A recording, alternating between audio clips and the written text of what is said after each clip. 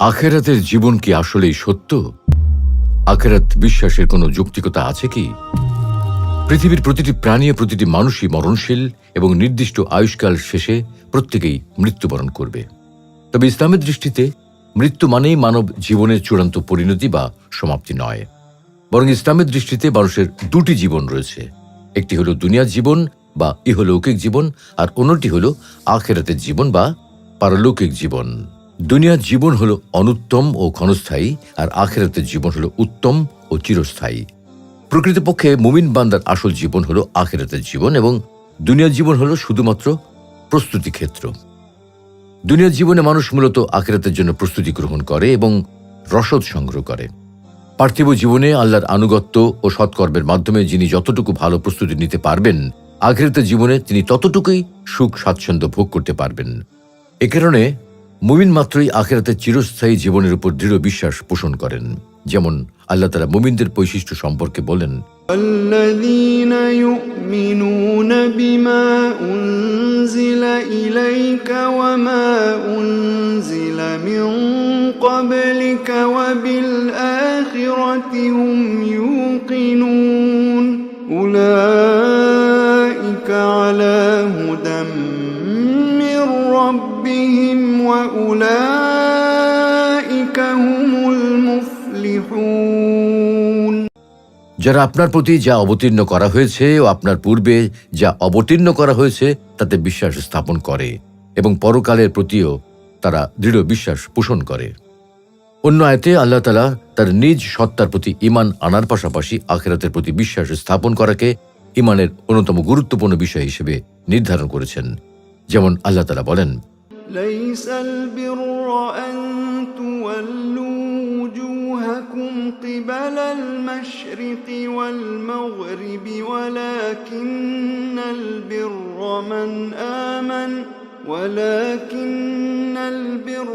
من آمن بالله واليوم الآخر والملائكة والكتاب والنبيين وآتى المال على حبه। সৎকর্ম শুধু এই নয় যে পূর্ব কিংবা পশ্চিম দিকে মুখ করবে, বরং প্রকৃত সৎকর্ম হলো এই যে ঈমান আনবে আল্লাহর প্রতি, আখিরাতের প্রতি, ফেরেশতাদের প্রতি এবং সমস্ত নবী রাসূলের প্রতি। সুতরাং আখিরাতই যেহেতু মানুষের প্রকৃত গন্তব্য এবং চিরস্থায়ী জীবন, তাই ইসলামী শরিয়ার দৃষ্টিতে আখিরাতের প্রতি বিশ্বাস স্থাপন করা হলো ঈমানের পঞ্চম রুকন বা ভিত্তি। পক্ষান্তরে যারা আখিরাত বিশ্বাস করে না, তাদের জন্য রয়েছে চরম লাঞ্ছনা এবং যন্ত্রণাময় শাস্তির যাবতীয় আয়োজন। এ প্রসঙ্গে পবিত্র কোরআনে আল্লাহ বলেছেন, وأن الذين لا يؤمنون بالآخرة أعتدنا لهم عذابا أليما। যারা আখিরাতের প্রতি ঈমান আনে না, আমি তাদের জন্য প্রস্তুত করে রেখেছি যন্ত্রণাদায়ক শাস্তি। সুপ্রিয় দর্শক, চলুন তাহলে আখিরাত সম্পর্কে বিস্তারিতভাবে আলোচনা করা যাক। আখিরাতের পরিচয়। আখিরাত শব্দটি আরবি আখির শব্দ হতে গঠিত হয়েছে। এর আক্ষরিক অর্থ হল শেষ, পরে, পরবর্তী, পরবর্তী জীবন, শেষ পরিণতি, পরিণাম, শেষ ফলাফল ইত্যাদি। আর ইসলামী শরিয়ার পরিভাষায় মৃত্যুর পর পুনরুত্থান হতে যে অনন্ত জীবনকাল আরম্ভ হয় তাকে আখিরাত বলা হয়। অতএব আখিরাত অর্থ পরকাল বা পারলৌকিক জীবন, শেষ পরিণতি নয়। মানুষ মৃত্যুবরণ করলেই তার জীবন একেবারে শেষ হয়ে যায় না, বরং মৃত ব্যক্তি আমাদের চোখের অন্তরালে চলে যায় এবং তার আরেক নতুন জীবন আরম্ভ হয়, যেখানে মানুষকে তার পার্থিব জীবনের ভালো ও মন্দ কাজের পুঙ্খানুপুঙ্খ হিসাব দিতে হয় এবং সঠিক বিচারের পর জান্নাতি বা জাহান্নামী হয়ে যথাযথ ফলাফল ভোগ করতে হয়। এটাই মানুষের প্রকৃত চিরস্থায়ী ও শাশ্বত জীবন। আখিরাতের প্রতি ঈমান আনার যৌক্তিকতা। আল্লাহর প্রতি ঈমান আনার চূড়ান্ত প্রকাশ ও অবশ্যম্ভাবী ফলাফলই হল আখিরাতের জীবন। তাই পবিত্র কোরআন কারিমে আল্লাহ তাআলা অত্যন্ত সুস্পষ্ট এবং দৃঢ়ভাবে আখিরাতের প্রতি ঈমান আনার আদেশ করেছেন এবং বিষয়টির গুরুত্ব বোঝাতে একাধিক স্থানে ও একাধিক আয়াতে আল্লাহর উপর ঈমান আনার সাথে সাথেই কোনো প্রতিবন্ধকতা ব্যতীত আখিরাতের কথা উল্লেখ করেছেন।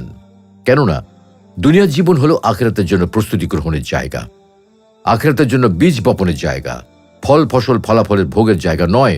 সুতরাং দুনিয়ার জীবনে মানুষ যদি আখিরাতের জন্য ফসল ফলাতে চায়, তাহলে দুনিয়াতে যেমন বীজ বপন করবে, আখিরাতে তেমনি ফসল ফলবে, তেমনি ফলাফল পাবে, তেমনি ফল ভোগ করবে। যেমন আল্লাহ তাআলা পবিত্র কোরআনে বলেছেন, যে পরকালে ফসল কামনা করে আমি তার জন্য সেই ফসল বাড়িয়ে দেই, আর যে ইহকালে ফসল কামনা করে আমি তাকে সেখান থেকে কিছুটা দিয়ে দেই। অবশ্য এমন ব্যক্তির জন্য পরকালে কোনো অংশ থাকবে না। এ কারণেই বলা হয় আর দুনিয়া মাজরাতুল আখিরাহ, পার্থিব জীবন পরকালের ক্ষেত্রস্বরূপ। বান্দা এখানে যেমন বীজ বপন করবে, পরকালে তেমন ফল পাবে। দুনিয়াতে যেরূপ কাজ করবে, আখিরাতে তেমনই ফল ভোগ করবে। তাছাড়া আল্লাহ তাআলা মানুষের ভালো কাজের প্রতিদান ও মন্দ কাজের জন্য শাস্তি প্রদান এবং কারো প্রতি কোনো প্রকার অবিচার না করার অঙ্গীকার করেছেন। আল্লাহ তাআলা নিজে কারো প্রতি কোনো অন্যায্য আচরণ বা জুলুম করেন না এবং তিনি অন্যদেরও কোনো প্রকার জুলুম সহ্য করেন না। ফলে তিনি একদিকে যেমন জালিমকে যথোপযুক্ত শাস্তি প্রদান করেন, তেমনি জুলুমের শিকার ব্যক্তির প্রতি ন্যায় বিচার করেন। অপরদিকে তিনি সৎ কর্মশীলদেরকে সওয়াব ও উত্তম প্রতিদান প্রদান করেন। আর এটাই হলো আল্লাহর ওয়াদা ও দৃঢ় অঙ্গীকার, এবং তিনি কখনো অঙ্গীকার ভঙ্গ করেন না। কিন্তু বাস্তব জীবনে অনেক ক্ষেত্রে আমরা দেখি জুলুমকারী ব্যক্তি সারা জীবন জুলুম করেই গেছে এবং তার কোনো শাস্তি হয়নি। আবার মাজলুম ব্যক্তি জুলুমের শিকার হলো কিন্তু কোনো ন্যায় বিচার পেল না। তাহলে আল্লাহ তাআলা বান্দাদের প্রতি কোনো জুলুম করেন না, এ কথার কি অর্থ থাকলো?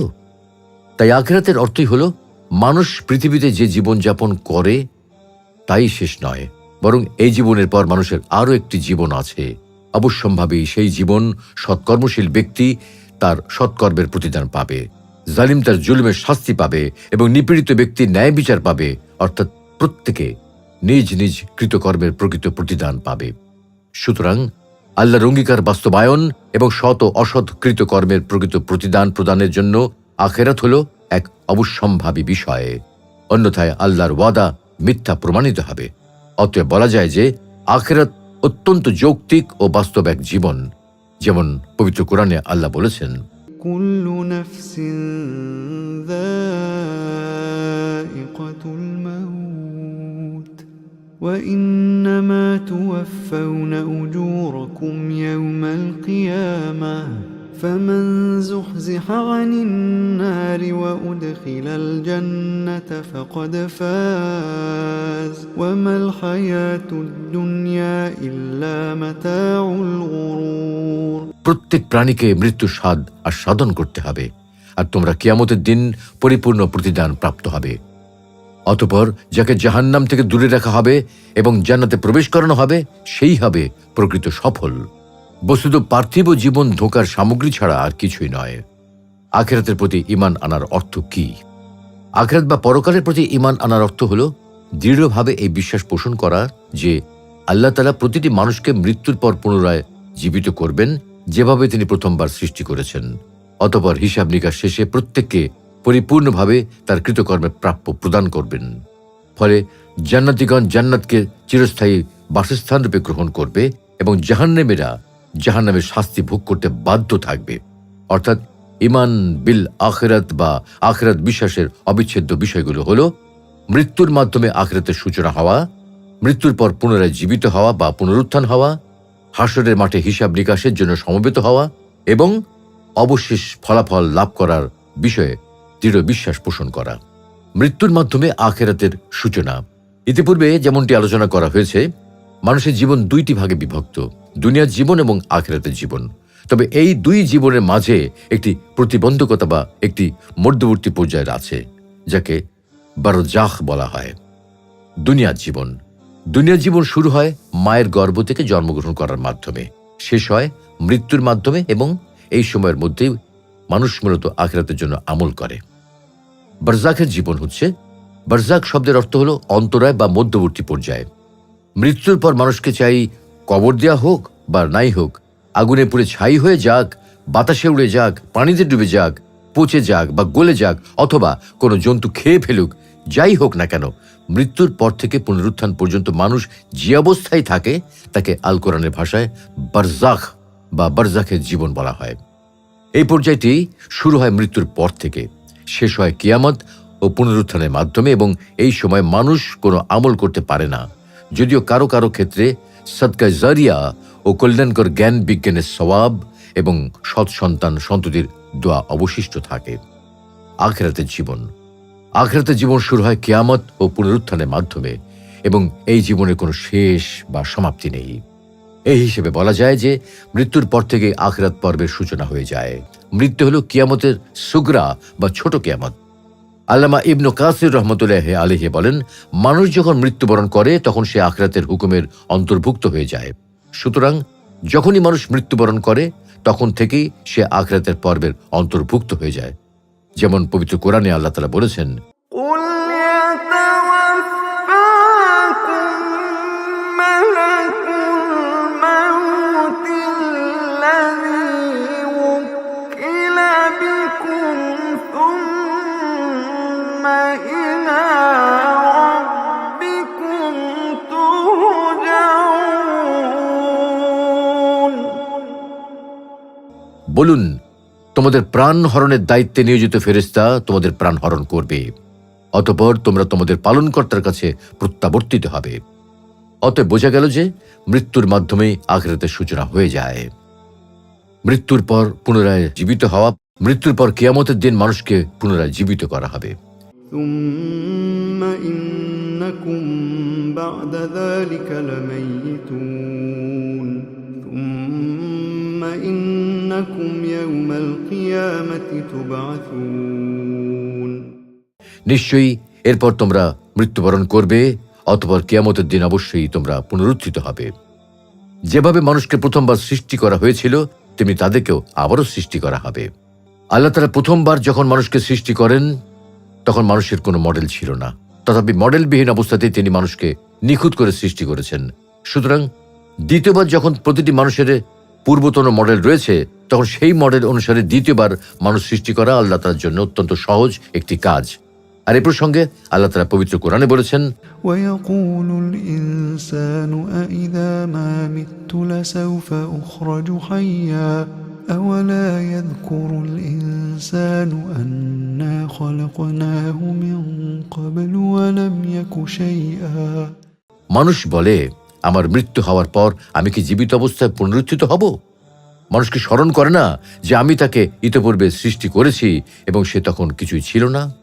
সেই মহান সত্তা সাত আসমান ও স্তরে স্তরে জমিন তথা সুবিশাল বিস্ময় করে মহাবিশ্বের মতো সুকঠিন সৃষ্টিকে কোনো ক্লান্তি ব্যতীত সৃষ্টি করেছেন।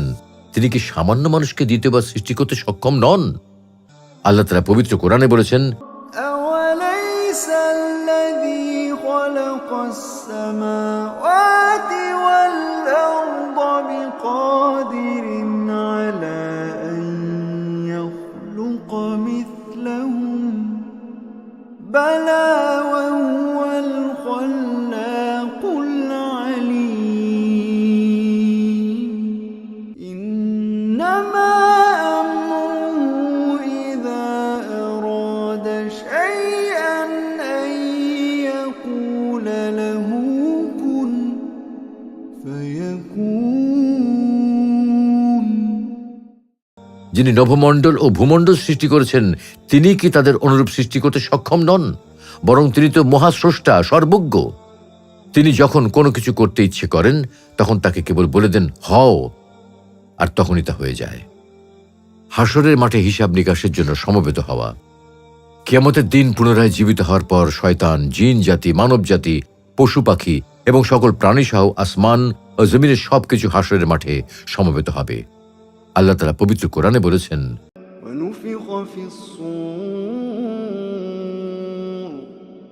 ونفخ في الصور فصعق من في السماوات ومن في الأرض إلا من شاء الله ثم نفخ فيه أخرى فإذا هم قيام ينظرون। সিংহায় ফুঁক দেওয়া হবে, ফলে আসমান ও জমিনে যারা আছে সবাই বেহুশ হয়ে যাবে, তবে আল্লাহ যাকে ইচ্ছা করেন। অতঃপর আবারও সিংহায় ফুঁক দেওয়া হবে, তৎক্ষণাৎ তার দণ্ডায়মান হয়ে অপেক্ষা করতে থাকবে।